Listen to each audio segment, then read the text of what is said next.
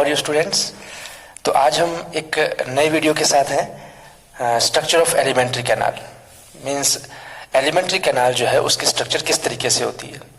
ये जो बेसिक मैं चीज़ बता रहा हूँ ये क्लास 11th के लिए है, ठीक है। 10th क्लास के बच्चे भी इस चीज़ को कर सकते हैं, क्लास 11th के लिए है। और नीट जो कर रहे हैं बच्चे या कोई कॉम्पिटिटिव एग्जाम की प्रिपरेशन करते हैं उनके लिए भी ये काम आ जाएगा। जेट है, ICR है, कोई भी कंपटीशन है उसके लिए सबके लिए काम आएगा ये। तो हम जो बात करें अभी वो है कि एक एलिमेंट्री कैनाल जो है उसकी स्ट्रक्चर किस तरीके से होती है। हम सबको पता है कि जो न्यूट्रिशन होता है जो भी ऑर्गेनिज्म लेते हैं, तो मोड ऑफ न्यूट्रिशन हम कहें तो मोड ऑफ न्यूट्रिशन दो तरीके बताया गया, ऑटोट्रॉफिक और हेट्रोट्रॉफिक होता है। ऑटोट्रॉफिक में ग्रीन प्लांट्स आएंगे, ठीक है, जो अपना फूड जो है खुद सनलाइट के प्रेजेंस में प्रिपेयर करते हैं। जबकि हेट्रोट्रॉफिक में वो आएंगे जो डायरेक्टली या इनडायरेक्टली जो है वो ऑटोट्रॉफ्स के ऊपर डिपेंड रहते हैं, ठीक है। तो ऑटोट्रॉफिक्स में कौन कौन आया, एक तो ग्रीन प्लांट आया और दूसरा एक और है जिसे बोलते हैं हम कीमो ऑटोट्रॉफ यानी बैक्टीरिया, वो भी आते हैं जो किसी केमिकल का यूज करके एनर्जी जो है वो स्टोर करते हैं, ठीक है। जो हेट्रोट्रॉफिक होंगे उसमें पैरासाइट्स आएंगे जो लिविंग ऑर्गेनिज्म पे रहेंगे, इसे होस्ट बोलते हैं, और उनसे अपना फूड लेते हैं और उन्हें नुकसान भी पहुंचाते हैं एंड हार्मफुल फॉर देम। जबकि जो दूसरे पर आए हम लोग वो है सेप्रोट्रॉफिक यानी या सेप्रोफिटिक भी बोल सकते हैं हम लोग, जो डेड और डिकेड ऑर्गेनिज्म जो है उनके ऊपर रहते हैं, ठीक है, मरे हुए सड़े गली चीजों पे रहेंगी और उनसे अपना न्यूट्रिएंट्स देते हैं। और तीसरा आता है होलोजोइक जिसमें हर्बीवोर, कार्निवोर और ओमनिवोर्स आएंगे। तो ये तो एक हुआ कि मोड ऑफ न्यूट्रिशन कैसे होगा। अब जब मोड ऑफ न्यूट्रिशन होगा तो हम जो है हमारे बारे में जरूर पढ़ेंगे, ठीक है, मीन्स ह्यूमन सिस्टम के बारे में। ह्यूमन सिस्टम जो है उसमें क्या क्या चीजें हमें देखने को मिलेगी जो हम यहाँ डिस्कस करेंगे एलिमेंट्री कैनाल के अंदर। दूसरी चीज ये है कि जब हम एलिमेंट्री कैनाल के पढ़ते हैं इसे हम गैस्ट्रोइंटेस्टाइनल ट्रैक भी बोल सकते हैं, डाइजेस्टिव सिस्टम है पूरा एक, है ना। तो जब हम इसको पढ़ते हैं तो हम कहें कि डाइजेशन भी दो तरह का होता है, एक तो होता है इंट्रासेलुलर डाइजेशन और एक होता है extra cellular digestion. Extra cellular का मतलब आउटसाइड द सेल, सेल के बाहर डाइजेशन हो जाएगा किसी भी चीज का, ठीक है। जैसे हमारे अंदर हमारी एलिमेंट्री कैनाल है, वो सेल थोड़ी है, सेल का तो एक ग्रुप है, मीन्स एक होलो, एक खोखला जो है पाइप टाइप है, उस पाइप के अंदर डाइजेशन हो रहा है ना कि सेल के अंदर, वो एक्स्ट्रा सेलुलर डाइजेशन है।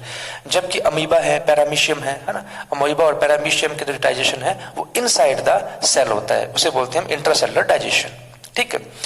तो अब हम स्टार्ट करते हैं कि एलिमेंट्री कैनाल जो है उसकी स्ट्रक्चर में क्या क्या चीजें होती है।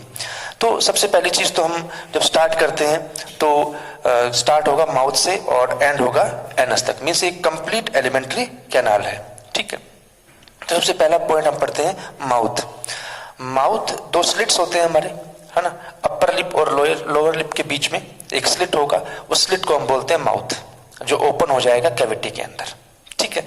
तो mouth open in a cavity, एक कैविटी में ओपन होगा, ठीक है, और इसे बोलते हैं हम लोग माउथ कैविटी, इसे बोलते हैं माउथ कैविटी। क्योंकि पहले तो हम बोलते रहे 10th में तो कोई दिक्कत नहीं है बक्कल कैविटी, बट अब 11th में थोड़ा सा अलग हुआ कि इसे बोलेंगे हम माउथ कैविटी। अब माउथ कैविटी के अंदर दो पार्ट होते हैं, एक तो होगा बक्कल कैविटी और दूसरा होता है वेस्टिब्यूल, ठीक है। देखिए ये चीजें जो आप पढ़ रहे हैं, जो चीजें मैं बता रहा हूं, मैंने यहाँ पहले पॉइंट लिख दिए हैं ताकि आप इसका स्क्रीनशॉट भी लें तो आप आराम से इसे पढ़ सकते हैं शॉर्ट नोट्स की फॉर्म में। दूसरा चीज ये है कि जब कुछ बच्चे ऐसे भी होंगे जो मेरी वीडियोस को हिंदी मीडियम के बच्चे भी देखेंगे, पर कोई भी कंपटीशन हो उसके अंदर इंग्लिश के अंदर टर्म्स याद होना जरूरी है, क्योंकि हिंदी में टर्म्स जो बदल सकती है, इंग्लिश में नहीं बदलती कभी भी टर्म। जैसे एक एग्जाम्पल यहीं पर देता हूं मैं, यह इलियम ILEUM, एक होता है ILIUM। इंग्लिश में तो दोनों अलग अलग है, जो ILEUM है वो इंटेस्टाइन का पार्ट है, ILIUM है वो एक बोन है, पर हिंदी में इसे इलियम ही बोलेंगे, इसलिए इंग्लिश में टर्म्स जो है वो जरूर पढ़े, ठीक है। तो हम कहें जो माउथ कैविटी है उसके दो पार्ट होते हैं, एक तो होगा बक्कल कैविटी और दूसरा वेस्टिब्यूल। जो हम कहें टिथ है, हमारे दांत है और हमारे चिक यानी गाल जो है उसके बीच में जो कैविटी है, एक खाली जगह है ना, जिसमें हम हवा भी भर लेते हैं, तो उस खाली एम्प्टी यानी खाली और एम्प्टी स्पेस को क्या बोलते हैं हम लोग, खाली जगह को क्या बोलते हैं, वेस्टिब्यूल बोलते हैं। क्या बोलेंगे, वेस्टिब्यूल, ओके। फिर आती है बक्कल कैविटी, अंदर के साइड जो एक बड़ी कैविटी है उसे क्या बोलेंगे हम, बक्कल कैविटी। अब हम बात करें बक्कल कैविटी की, क्योंकि वेस्टिब्यूल का तो थोड़ा सा छोटा सा पार्ट ये बक्कल कैविटी का मेन है। बक्कल कैविटी या ओरल कैविटी हम बोले तो जो बक्कल या ओरल कैविटी होगी, पूरा अंदर का सिस्टम है, उसके अंदर सबसे ऊपर के साइड हम बात करें, जो उसका रूफ पार्ट होगा, छत से बोलते हैं, रूफ पार्ट में पैलेट, यानी ऊपर कैसा बोल देगा, पैलेट, पैलेट बोलेंगे उससे। पैलेट आगे की तरफ हार्ड होता है, पीछे की तरफ सॉफ्ट होता है, hard palate and soft palate. Hard palate, जैसे हम टंग को थोड़ा सा टिथ के पीछे से घुमाएं तो हमें लगेगा रोल करने पर कि वहां पर थोड़ी सी रफनेस सी है ना, वो फूड को बाहर निकलने से रोकती है रफनेस, ठीक है, हार्ड पैलेट में होगी। सॉफ्ट पैलेट को कहें तो पीछे की साइड हम जाएं तो सॉफ्ट पैलेट, यदि हम अपने माउथ को मिरर के अंदर देखते हैं, ठीक है, तो मिरर में माउथ को देखने पर बिल्कुल लास्ट में कुछ ऐसा एक पार्ट हमें दिखाई देगा, हैंग करता हुआ, है ना, पीछे की तरफ। जो हैंगिंग पार्ट होता है उसे बोलते हैं विलम पैलेटाइन। क्या बोलते हैं? विलम पैलेटाइन। जब फूड खाते हैं, हम कोई भी फूड लेते हैं, तो जैसे फूड अंदर जाएगा तो वो ऊपर की तरफ हो जाएगा और हमारे नोस्ट्रिल जो है उसके पार्ट को बंद कर देगा, ताकि फूड नोज में ना चला जाए, नाक में ना चला जाए, ठीक है। फिर जो हम कहें कि फ्लोर है, फर्श है बक्कल कैविटी का, नीचे का हिस्सा है, उस पे होता है एक टंग, ठीक है, रोलिंग टंग होती है, मस्कुलर टंग होती है। टंग के बारे में बात कर रहे हैं हम, सेकंड टंग। टंग जो है जब हम देखते हैं तो टंग पीछे से चिपकी हुई होती है, आगे से फ्री होती है। नीचे की साइड देखें तो एक हमें थ्रेड सा दिखाई देगा उसके अंदर, ठीक है। That thread is known as frenulum. उस थ्रेड को क्या बोलेंगे हम? फ्रेनुलम बोलेंगे। क्या बोलेंगे? फ्रेनुलम। ओके। अब टंग क्या काम आती है? एक तो जब हम खाना खाते हैं तो उसको, फूड को रोल करने में काम आएगी, फूड में सलाइवा को मिक्स करने में काम आएगी। इसके अलावा फूड का जो टेस्ट है वो भी किसके कारण होता है? टंग के कारण ही होता है। सभी को पता है, अपने को तरह तरह की चीजें खाते हैं, चटपटी चीजें खाते हैं कि इसका टेस्ट ऐसा है, इसका टेस्ट ऐसा है ना, तो ये किसके कारण आएगा? कौन है जो इससे हमें बताएगा? वो होगा टंग। क्यों? क्योंकि टंग के ऊपर होती है टेस्ट बर्ड्स, ठीक है। टेस्ट के लिए बर्ड्स होती है, स्वाद कलिकाएं बोलते हैं हिंदी में बोले तो हम लोग, है ना। टेस्ट बर्ड्स जो होती है उससे टेस्ट किया जाता है। 4 टाइप की होती है टेस्ट बर्ड्स। ह्यूमन के अंदर, हमारे अंदर जो है वो 3 टाइप्स की होती है, फिलीफॉर्म, फंजीफॉर्म एंड सर्कमवेलेट। फिलीफॉर्म, फंजीफॉर्म, सर्कमवेलेट। फिलीफॉर्म सबसे छोटी होती है और नंबर में सबसे ज्यादा होंगे, ठीक है, सबसे ज्यादा फैले हुए होंगे तो सबसे ज्यादा होंगे वो। फिर हम कहें कि 3 तो ये हमारे अंदर होती है, तो 4th कौन सी है? नाम तो पढ़ लें अपने, फोलेट बोलते हैं उसको। फोलेट जो होता है वो हमारे अंदर नहीं होता, ठीक है। फिलीफॉर्म, फंजीफॉर्म एंड सर्कमवेलेट, ये 3 तरह की टेस्ट बर्ड्स ही होती है। अब हम कहें चलो टेस्ट बर्ड्स तो है, पर टेस्ट कैसे पता लगेगा? स्वाद कैसे आएगा? कौन सा पार्ट टंग का जो है वो किस काम आएगा? इसे बोल सकते हैं आप कीमो रिसेप्टर, केमिकल को रिसीव कर रहे हैं ये लोग, है ना। तो कैसे हम इसको लर्न करें? अपने देखें कि हमारा जो एक, मतलब कुछ फ्रेंड्स हैं हमारे, है ना, और उनमें से एक हमें अच्छा लगता है, एक हम जो है उसको पसंद नहीं करते, तो क्या करेंगे? जो हमें अच्छा लगता है हम उसको सबसे पहले खड़ा करेंगे अपने पास कि यार तू हमारे पास रहे, और जो अच्छा लगता है उसे डिसलाइक है उसे कहेंगे पीछे, तो यार पीछे जाए खड़ा हो जाए, ऐसे करेंगे ना। यानी जो अच्छा है, मीन स्वीट है, मीठा है, वो आगे का हिस्से से होगा। स्वीट का टेस्ट कहां से होगा? टंग के टिप पार्ट से होगा। आइसक्रीम खाते हैं, लिक करते हैं, कहां से? आगे के हिस्से से करते हैं, है ना। तो स्वीट, और जो हम कहें बीटर, जो अच्छा नहीं लग रहा हमें, उसे हमने क्या कर दिया? सबसे लास्ट में, बीटर सबसे पीछे। फिर हम कहें कि बीटर पीछे, वो नमकीन के, अरे यार तुम तो गए, ठीक है पीछे रहे, पीछे रहे, पर बीटर सबसे पीछे, और उससे आगे कौन हो जाएगा? सॉल्टी हो जाएगा, सोर, खट्टा। जब हम इमली का नाम लेते हैं, है ना, तो हमारे साइड से जो है वो क्या, पानी निकलता है टंग के अंदर से। इसका मतलब हम कहें लेटरल साइड के अंदर जो है वो कौन सा टेस्ट के लिए होता है? सोर, खट्टा। तो ये टंग का फंक्शन हुआ कि टंग एक तो टेस्ट के लिए काम आएगा, फूड को रोल करने में काम आएगा, उसमें सलाइवा मिक्स करने में काम आएगा, ठीक है। तो ये तो हुआ टंग के बारे में। एक पूरा मस्कुलर स्ट्रक्चर है जिसके अंदर बोन नहीं होती, बोनलेस है ये। अब बात आती है टिथ, जो कि माउथ के अंदर टिथ भी है, दांत भी है। अब टिथ जो होते हैं वो हमारे अंदर अलग अलग टाइप के टिथ हैं, किस तरीके से होता है तो हम उसको पूरा पढ़ते हैं अभी। तो फर्स्ट है जो टर्म, उसका मतलब है थीकोडोंट। थीकोडोंट का मतलब होता है जैसे हम अपने टिथ को देखते हैं, कभी हो सकता है कि घर में किसी ने दांत निकलवाया हो, है ना, BDS डॉक्टर्स होते हैं वो निकालते हैं, डेंटिस्ट बोलते हैं अपने लोग। तो टिथ जो होता है उसके अंदर हम देखें कि जो ऊपर का हिस्सा होता है वो छोटा सा होता है, अंदर काफी डीप होता है। वो जो है जबड़ा जो होता है हमारा अपर और लोअर, है ना, जो डेंटिनरी जो बोन होती है उसके ऊपर सारे टिथ रहते हैं, तो वहां पर गहराई के अंदर होता है, अंदर गहराई में। That's why we call it thecodont, धसे हुए अंदर की तरफ। 2/3 पार्ट अंदर होता है, छोटा सा पार्ट बाहर की तरफ होता है, 1/3 पार्ट। फिर है डाइफोडोंट। हमारे दांत 2 बार आते हैं, एक बार तो आते हैं मिल्की टिथ और एक बार क्या आते हैं, परमानेंट टिथ। मिल्की टिथ टूटेंगे, परमानेंट टिथ आएंगे, बट परमानेंट टिथ टूट गए तो अब नहीं आएंगे वापस, ठीक है। तो डाइफोडोंट यानी 2 बार आते हैं। हेटेरोडोंट, 4 टाइप के टिथ है हमारे माउथ के अंदर, incisor, canine, premolar and molar, ये 4 टाइप के टिथ होते हैं। इंसाइजर सबसे आगे के, इंसाइजर जो किसी चीज को क्या तोड़ने के काम आते हैं। फिर कैनाइंस तीखे होते हैं थोड़े से, टाइगर के अंदर, कैट में, डॉग में बहुत तीखे तीखे होते हैं, है ना, हमारे अंदर भी थोड़े से, उससे क्या करेंगे, फाड़ने में काम आए किसी भी चीज को। Incisor, canine. फिर प्रीमोलर और मोलर, ये किसी चीज को चबाने में काम आते हैं, ठीक है, इसको च्वे करने में काम आएंगे। फिर हम ये कहें कि जो टिथ होते हैं हमारे अंदर, तो उसमें जो लास्ट के टिथ होते हैं, प्रीमोलर और मोलर टिथ, 2 टाइप के टिथ होते हैं, वो चिक पार्ट में होते हैं, इसलिए से चिक टिथ भी बोलते हैं और लोफोडोंट भी बोलते हैं। अब ये क्या मतलब है लोफोडोंट का? जो आगे के जो टिथ है हमारे, इंसाइजर है और कैनाइंस है, उनमें आप क्राउन देखेंगे सीधा होता है क्राउन, ठीक है, या तो सीधा ऐसे लाइन की तरफ होगा या तीखा होगा थोड़ा सा, है ना। पीछे का जो उसका क्राउन बड़ा होता है, बड़ा क्राउन होता है, इसीलिए इसको क्या बोलते हैं हम, लोफोडोंट टाइप ऑफ टिथ, ठीक है। अब टिथ जो होते हैं वो अलग अलग टाइप के होते हैं, बट उनकी लगभग इंटरनल स्ट्रक्चर एक जैसी सी होती है, उसमें ज्यादा कोई डिफरेंस नहीं होता है। तो एक टिथ हम ले रहे हैं, उसके स्ट्रक्चर को बता रहा हूं, ठीक है।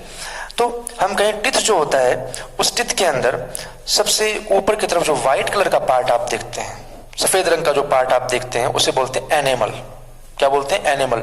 ये रिपेयर नहीं हो सकता, एक बार ये टूट गया ये, तो ये रिपेयर नहीं होगा, अब वापिस नहीं आएगा, यानी एक तरह से डेड पार्ट है। और ये हमारी बॉडी का हार्डेस्ट सब्सटेंस है, हार्डेस्ट पार्ट है, यानी बोन को भी तोड़ सकते हैं हम एनिमल की हेल्प से, ठीक है। ये कई बार कंपटीशन में पूछा जाता है एनिमल के बारे में।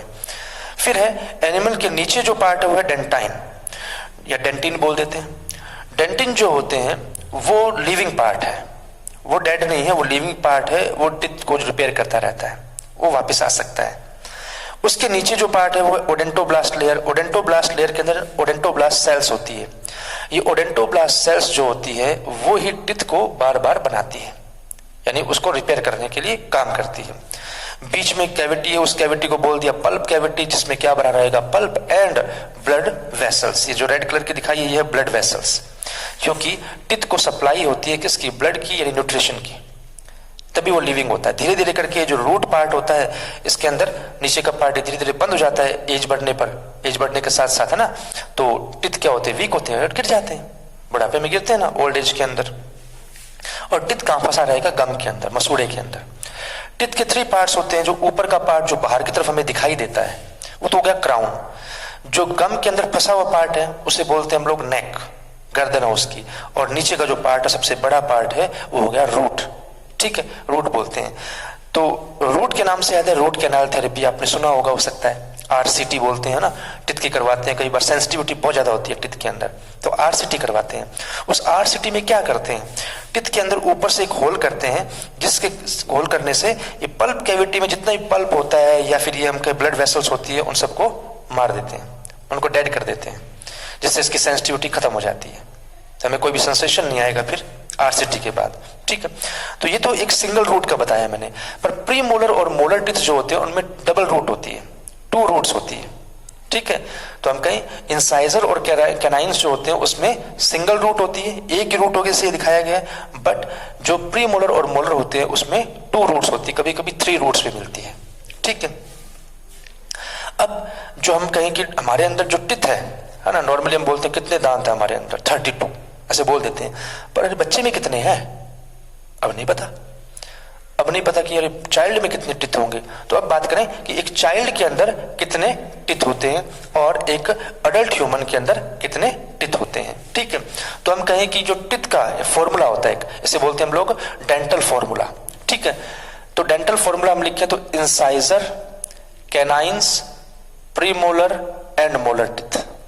ठीक है, ये 4 टिथ हो गए, incisor, canines, premolar and molar. ये 4 तरह के दांत होते हैं हमारे। इंसाइजर का और इनका सबका एक फॉर्मूला है। ठीक है, पहले मैं फॉर्मूला बताता हूं। तो मैं ये कह रहा हूं कि भी हमें 2 बार जो है 1 2 3 बोलना है, 2 टाइम जो है ना 1 2 3 बोलना है अपने को। ठीक है, 2 टाइम्स क्या बोलना है 1 2 3। ओके, हमें 2 टाइम्स क्या बोलना है 1 2 3।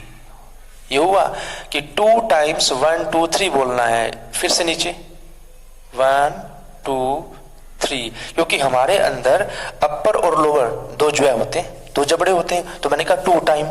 ठीक है, क्या होगा 1 2 3, 2 टाइम 1 2 3, 2 टाइम 1 2 3।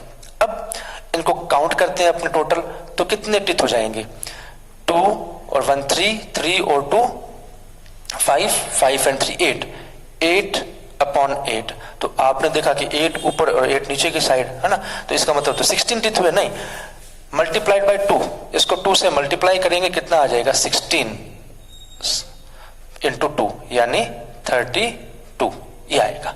16 तो इनके हुए और इंटू 2 किया तो 32 आ गया। मीन्स टोटल 32 टिथ होते हैं। 8 ऊपर 8 नीचे हमने किया तो 16 इंटू 2 किया यानी टोटल कितना हुआ 32 टिथ। कैसे, आप समझे नहीं इस चीज को, है ना। तो हम कहें कि जब हम इसको कैलकुलेट करते हैं, इसको कैलकुलेट करेंगे तो हमारा जो है जबड़ा जो है उसके अंदर हाफ का डेंटल फॉर्मूला होता है। ये हाफ पार्ट जो होता है उसी का डेंटल फॉर्मूला यहाँ लिखा गया होता है। ठीक है, जैसे इंसाइजर 2, तो ऐसे बनाएंगे, जैसे मान लीजिए ये 2 इंसाइजर हो गए। ऐसे ही इस तरफ भी 2 इंसाइजर होते हैं, पर काउंट इधर वाले किए सिर्फ हमने। फिर आता है कैनाइन सिंगल, थोड़ा तीखा होता है, तो ऐसे बना दिया इसको। ठीक है, यहां पर भी इसको कुछ ऐसे बना दिया।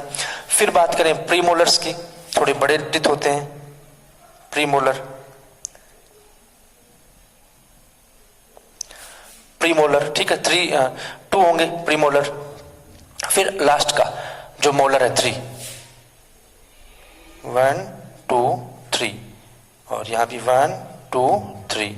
तो ये हाफ जो है उसके अंदर क्या होगा 1 2 3 4 5 6 7 8 8 वन साइड होते हैं, तो सेकंड साइड भी कितने 8, टोटल हो गए 16 अपर में 16 लोअर जो है के अंदर। ठीक है, तो ये तो हुआ डेंटल फॉर्मूला एक अडल्ट ह्यूमन का 2 1 2 3 2 1 2 3। ठीक है, इंटू 2 करेंगे तो 32 टिथ आ जाएंगे। अब इसमें जो लास्ट के टिथ होते हैं उसे बोलते हैं हम लोग विजडम टिथ। क्या बोलते हैं विजडम टिथ, यानी अक्ल जाड़ भी बोल देते हैं, है ना। ये 20 ईयर की एज जब लगभग होती है तब आते हैं, ये उससे पहले नहीं होते। यानी इसका मतलब ये उससे पहले की एज में 28 टिथ होते हैं हमारे, और जब हम कंप्लीटली एडल्ट होंगे मींस हम 21 ईयर्स की और इससे ऊपर हो गए तब हमारे वो टिथ पूरे आते हैं, 32 टिथ आते हैं। अब एक बच्चे के अंदर जो है वो कितने टिथ होते हैं, एक छोटे चाइल्ड के अंदर हम कहते हैं मिल्की टिथ, ये परमानेंट टिथ है। तो मिल्की टिथ कितने होंगे तो उसे हम काउंट करें, तो हमने क्या किया, मम्मी से क्या करना है 2 बार 10 रुपए मांगने हैं, यानी 2 10 रुपए दो।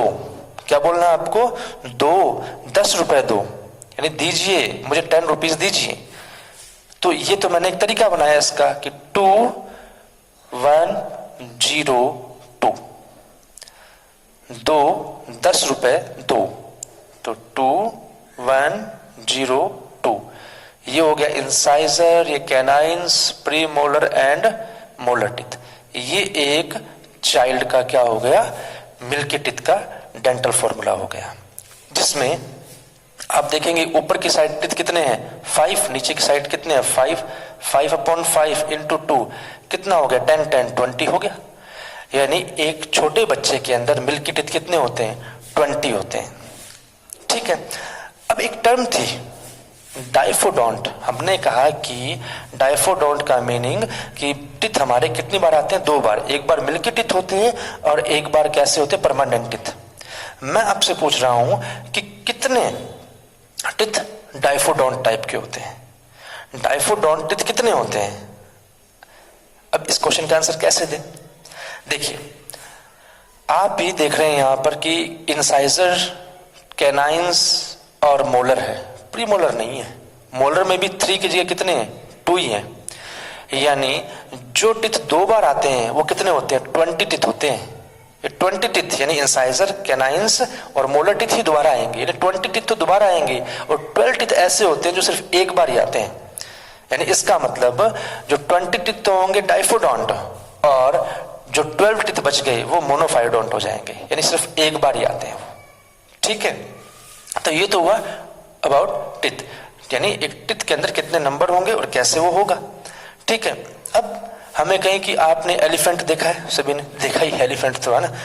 तो एलिफेंट जो है उसके अंदर जो टिथ बाहर आए हुए होते हैं वो कौन से टिथ होते हैं?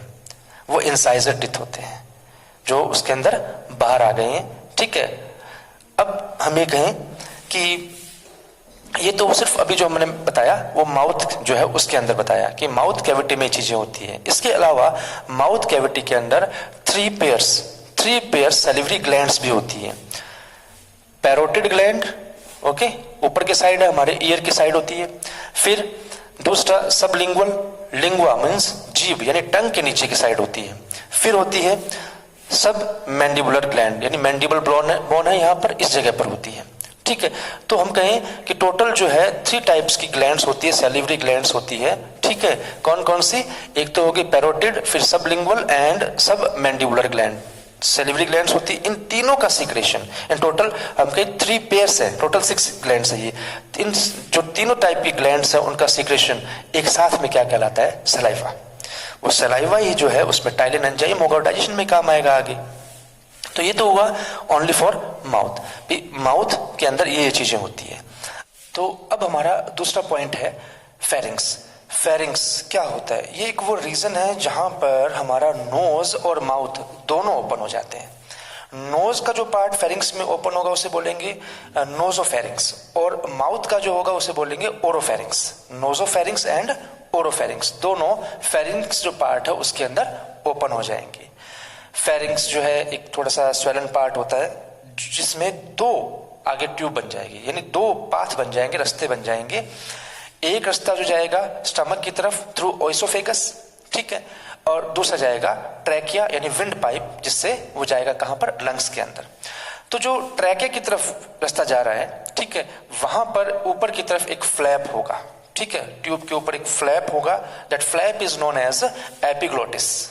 That flap is known as epiglottis, उसे एपिग्लोटिस बोलेंगे। ये कार्टिलेज का बना होता है। एपिग्लोटिस क्या काम करेगा? It prevent the entry of food inside the trachea. Trachea में फूड को जाने से रोकेगा। जैसे यहां पर हमने बोला था कि जो ऊपर की तरफ जो सॉफ्ट पैलेट होता है ना, वो उसके अंदर भी एक पार्ट होगा जो नोज के अंदर जो है फूड को जाने से रोकेगा। ठीक वैसे ही यहां पर एपिग्लोटिस रीजन में भी है। ठीक है, अब जो एपिग्लोटिस का पार्ट रहेगा और इसके अंदर एक छोटा सा पोर होगा, उसे बोलेंगे ग्लोटिस। ग्लोटिस के थ्रू जो है ओपन होगा जो पाथ जो है वो ट्रैकिया के अंदर। फिर आएगा ओइसोफेगस, एक लॉन्ग ट्यूबुलर स्ट्रक्चर है जो ओपन हो जाएगी कहां पर? हमारे एब्डोमिनल पार्ट के अंदर, स्टमक के अंदर। ठीक है, और यहाँ पर क्या होगा? एक हम कहें डायफ्राम होगा जो अलग करता है सेपरेशन, यहाँ रहेगा डायफ्राम। तो जो ओइसोफेगस का माउथ है ऊपर का, उसे बोलते हैं गलट। गलट मतलब निगलना, निगल द्वार, यानी जहां से कोई चीज निकली जा सके। ठीक है, स्वेलो हो जाएगी। और इसके बाद जो है सारी जितनी भी आपने कहीं मसल्स होती है वो इनवॉलेंटरी टाइप की हो जाएगी, यानी जिसकी जो अपने कहीं वर्क है, फंक्शन है, उसके ऊपर हमारा कंट्रोल ना हो। ठीक है, तो इस तरीके से ये सिस्टम आया। यहाँ पर कोई भी फूड का डाइजेशन नहीं होता, कोई ग्लैंड नहीं होती है। ठीक है, क्योंकि सिर्फ फूड को आगे भेजने का रास्ता है, या पेरिस्टासिस मूवमेंट होती है जिससे ये फूड आगे तक बढ़ जाता है। Now oesophagus opens in a sac like structure known as stomach. ये क्या है रीजन? पूरा स्टमक रीजन है। ठीक है, stomach region having parts, 4 part रहेंगे। जस्ट जो ओपन हुआ है ओइसोफेगस, उस पार्ट को बोलेंगे कार्डियक पार्ट। ठीक है, एक छोटा पार्ट उसके ऊपर की तरफ फंडस, सबसे लास्ट के अंदर एक छोटा पार्ट पाइलोरिक, और इन सब के बीच में एक लार्ज पार्ट रहेगा, उसे बोलते हैं बॉडी। ठीक है, जो अपने कहीं ओएसोफेगस ओपन होता है कार्डिक पार्ट के अंदर, वहां पर एक वॉल्व लगा होता है ताकि फूड वापस बैक ना हो, बैक फ्लो ना हो, means to prevent the back flow of food inside the oesophagus through stomach. A valve is present. That valve is known as cardiac sphincter. उस वॉल्व को क्या बोलेंगे हम लोग? कार्डिक स्फिंक्टर बोलेंगे. ठीक है, ठीक ऐसे एक स्फिंक्टर लगा होगा यहाँ इस रीजन में, पाइलोरिक स्फिंक्टर बोलते हैं. पाइलोरिक पार्ट है, पाइलोरिक स्फिंक्टर. ठीक है, जो फूड को आगे जाने से एक बार रोकेगा, क्योंकि यहाँ जो स्टमक है उसके अंदर फूड को हमें रोकना है 3-4 आवर्स. ठीक है, रिटेन करना है ताकि वो पूरा जो है कंप्लीटली डिकम्पोज हो जाए, मतलब टूट जाए छोटे छोटे टुकड़ों के अंदर, ताकि आगे उसका प्रॉपर डाइजेशन हो पाए. ठीक है, अब हमें कहें कि जो स्टमक रीजन है, स्टमक रीजन के अंदर ग्लैंड्स प्रेजेंट होती है. उन्हें बोलते हैं हम लोग गैस्ट्रिक ग्लैंड्स. कौन सी ग्लैंड बोलते हैं? Gastric glands. गैस्ट्रिक ग्लैंड्स जो है, जैसे क्या होगा कि जो स्टमक की वॉल है ना, उसके अंदर कुछ इस तरीके से ऐसे सैक बने होंगे, छोटे छोटे बहुत सारे बने होंगे. ठीक है, तो इन सैक के अंदर से अलग अलग टाइप की ग्लैंड्स है. फर्स्ट जैसे लिखा है ऑक्जेंटिक ग्लैंड. ऑक्जेंटिक ग्लैंड भी बोल सकते हैं, ऑक्जेंटिक सेल्स होती है. ठीक है, ग्लैंड क्यों बोल दिया? क्योंकि ये सिक्रेशन में काम कर रही है. ऑक्जेंटिक सेल और पैराइटल सेल. ठीक है, ये ऑक्जेंटिक या पैराइटल सेल क्या सीक्रेट करती है? Hydrochloric acid. क्या सीक्रेट कर रही है? Hydrochloric acid. क्योंकि ये छोटा सा बात है कि जो हिंदुस्तान पेट्रोलियम है, HP है ना, उसमें ऑयल बहुत मिलता है. H मतलब HCl, P मीन्स पैराइटल और O मीन्स ऑक्जेंटिक सेल. ठीक है, HPO बोल दीजिए. फिर हम कहें सेकंड जो टाइप की ग्लैंड होगी वो होगी chief cells. Chief cells peptic या जाइमोजन जो है, जाइमोजेनिक सेल या जाइमोजन सेल्स होती है. Chief peptic zymogen cells. ये हम जैसे अब पेप्टिक जाइमोजन, जैसे ऐसा लग रहा है जाइमोजन क्या होता है, जैसे अपने कहें कि इनिशियल शुरुआत की स्टेज होती है, इनएक्टिव स्टेज जो होती है ना, वैसे चीजों को लिए यूज करते हैं अपने. तो वो एंजाइम जो इनएक्टिव फॉर्म में होते हैं वो यहाँ से सीक्रेट होंगे, जैसे पेप्सिनोजन, प्रोरेनिन, वो इसके थ्रू सीक्रेट किए जाएंगे. कुछ अमाउंट पे लाइपेज भी सीक्रेट किया जाएगा. ठीक है, फिर म्यूकस सेल्स. इसका काम तो म्यूकस सीक्रेट करना है ताकि स्टमक की वॉल जो है उसको प्रोटेक्ट किया जा सके हाइड्रोक्लोरिक एसिड से, और साथ में जो पैसेज है, रास्ता जो है ना, उसे ग्रीसी बना दे ताकि फूड आगे जा सके. Then argentaffin cells. Argentaffin cells ये एंडोक्राइन सेल्स होती है, क्योंकि हमने शुरू में बताया कि यहाँ पर कुछ एंजाइम भी होते हैं और हार्मोन भी सीक्रेट होते हैं. तो अर्जेंटाफिन सेल्स हार्मोन सीक्रेट करती है. Hormone, those gland the secrete hormones are known as endocrine glands. उन्हें एंडोक्राइन ग्लैंड्स बोलते हैं अपने. तो ये एंडोक्राइन ग्लैंड्स ही है यहाँ पर, क्योंकि अंदर है तो एंडो हो गया, क्योंकि ब्लड स्ट्रीम में सीक्रेट कर रही है. एक्सो भी हो सकती है बट ये एंडो है. ये कौन से जो है हार्मोन सीक्रेट करेगी? Serotonin, somatostatin and histamine hormone secrete करेगी. तो ये सारा किस में होगा? स्टमक के अंदर होगा, स्टमक की वॉल में होगा. ठीक है, तो आगे डाइजेशन जो प्रोसेस आएगी उसके अंदर HCl, पेप्सिनोजन, ये सब चीजें काम आएगी. ठीक है, अब स्टमक ओपन हो जाएगा स्मॉल इंटेस्टाइन में. किस में ओपन हो जाएगा? स्मॉल इंटेस्टाइन के अंदर ओपन हो जाएगा. स्मॉल इंटेस्टाइन नेम से स्मॉल है. ठीक है, क्योंकि स्मॉल एंड लार्ज दोनों जो इंटेस्टाइनल पार्ट है, दोनों मिलकर अप्रोक्सीमेट 4.5 मीटर लॉन्ग होते हैं. 4.5 मीटर की लंबाई के करीबन होती है इनकी. ठीक है, 4.5 मीटर, जिसमें से स्मॉल इंटेस्टाइन का जो होगा अप्रोक्सीमेट 3 मीटर लॉन्ग होता है स्मॉल इंटेस्टाइन, और लार्ज इंटेस्टाइन 1.5 मीटर के करीबन लॉन्ग होता है. ठीक है, जो फिर क्यों नाम पड़ा है ना, जो इनका नाम पड़ा स्मॉल का स्मॉल और फिर लार्ज का लार्ज क्यों पड़ा, जबकि ये तो है ही नहीं ऐसे. स्मॉल इंटेस्टाइन का मीनिंग है जिसकी जो कैविटी है वो स्मॉल है, यानी जो विड्थ के अंदर थोड़ी सी कम है, डायमीटर जिसका कम है, और जिसका डायमीटर ज्यादा है वो लार्ज हो गई.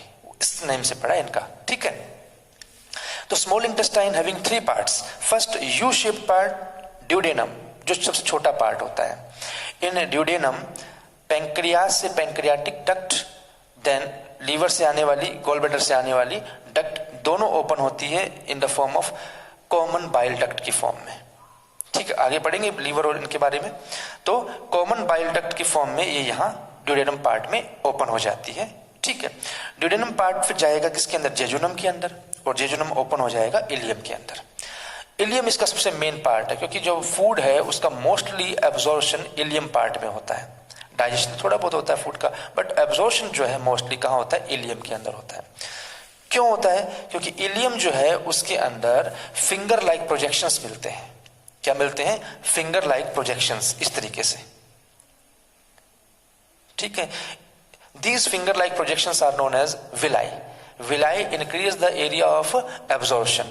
ये एब्जॉर्प्शन का एरिया इंक्रीज कर देते हैं, जिससे जो एब्जॉर्प्शन है वो ज्यादा हो सके। जितना ज्यादा एरिया होगा उतना ज्यादा फूड ज्यादा लग के जाएगा, रुक कर जाएगा, तो उतना ही उसका एब्जॉर्प्शन भी क्या हो जाएगा? फास्ट हो जाएगा। कौन करवाता है ये एब्जॉर्प्शन? ये फूड एब्जॉर्ब होकर कहाँ जाएगा? ब्लड कैपिलरीज में जाएगा। किस में जाएगा? ब्लड कैपिलरीज में। अब ये जो पार्ट है, ये दिख रहा है अपने को, ये ऐसे कुछ हम कहें डिप्रेशंस हैं। These depressions are known as crypts of Lieberkuchen.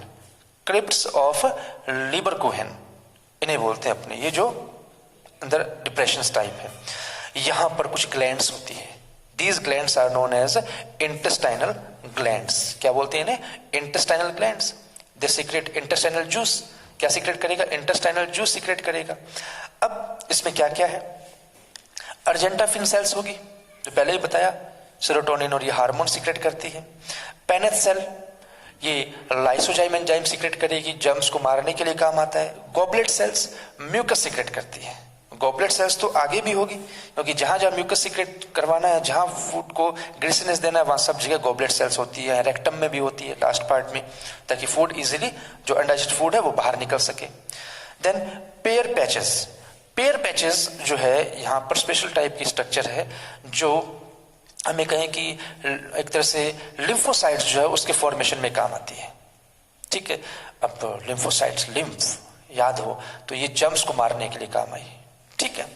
तो ये इस तरह की ग्लैंड्स जो है या सेल्स जो है वो इंटेस्टाइनल ग्लैंड्स के अंदर काउंट की जाती है, जो इंटेस्टाइन की वॉल के अंदर होती है। कहां पर? क्रिप्ट्स ऑफ लीबरकुहेन में, विलाई के जो डिप्रेशन है उनके अंदर। तो ये तो हुआ स्मॉल इंटेस्टाइन।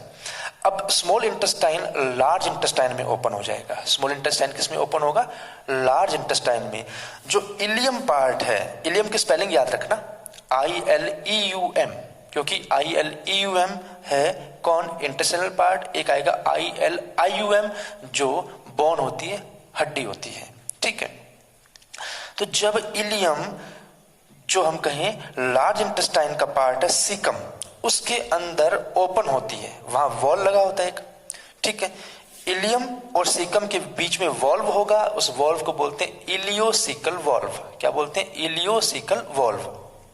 तो हम जब देखें कि इलियोसिकल वॉल्व इसमें ओपन हो रहा है, उस जगह पर इलियम, जैसे हम कहें ये है सीकम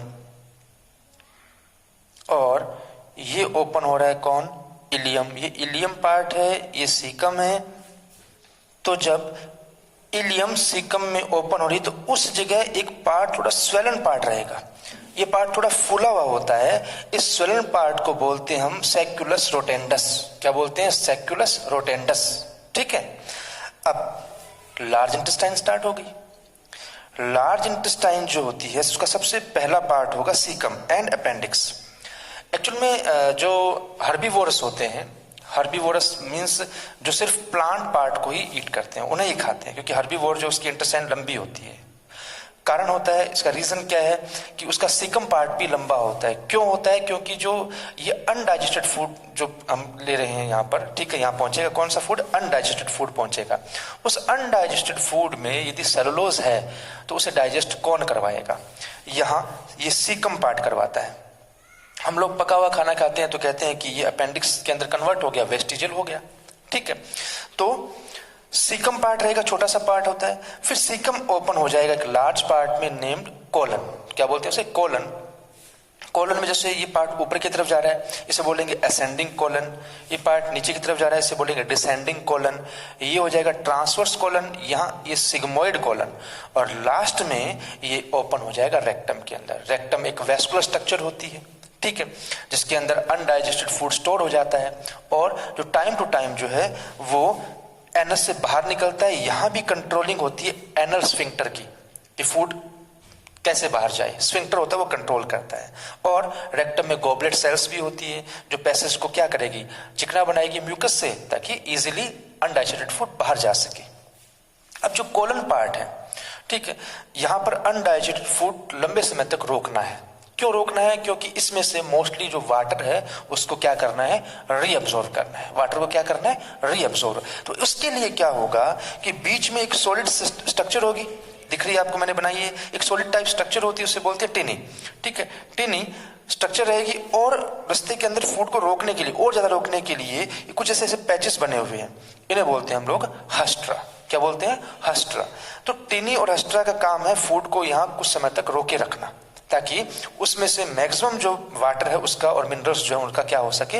रीअब्जॉर्प्शन किया जा सके। तो ये तो हुआ एलिमेंट्री कैनाल की स्ट्रक्चर। और कुछ ग्लैंड्स के बारे में हुआ कि इंटेस्टाइनल ग्लैंड्स क्या है और गैस्ट्रिक ग्लैंड्स क्या है। तो हमने आज जो चीजें पढ़ी वो एक सिंपल फॉर्म में पढ़ी।